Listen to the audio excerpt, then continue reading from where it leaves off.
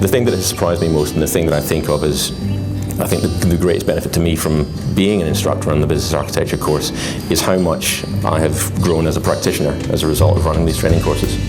With every course, you're continuously challenged. You know, you get questions that come out of left field, some of them are going to take you by surprise, but you are really continually challenged to reassess and reevaluate things that you may have taken for granted.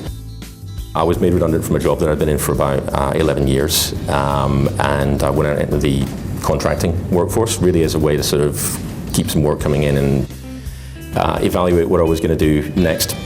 What I realized, really by accident more than anything else, was that in making that break, or that break being forced, it's a fairly life-changing, fairly seismic change in your circumstances. What it had also done for me was basically move me out of what you might think of as the political fabric of a corporate organization.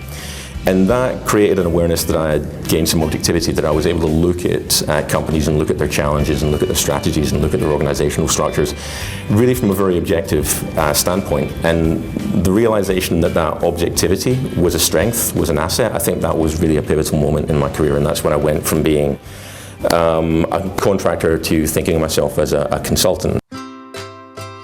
At the time that I got into enterprise architecture, the discipline itself was still quite nascent.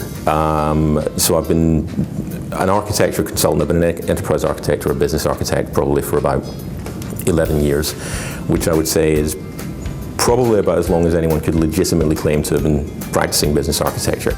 So at the time that I got into it, it wasn't really a sort of formally recognized discipline, and there wasn't at that time a sort of structured career path to become a business architect, possibly more so for technical architecture and enterprise architecture.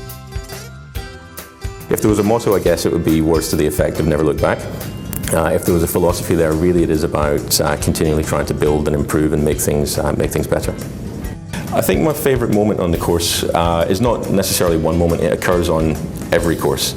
There is a moment or a couple of moments in the learning journey over the 4 days that we run the course where you see the light bulb going on over people's heads. So there are moments of realization when the methodology and the tools and techniques that we're using converge for people, and you can see they get it. Okay, I get it now. I get how this stuff comes together, and I get how I can then take that and apply it in my workplace.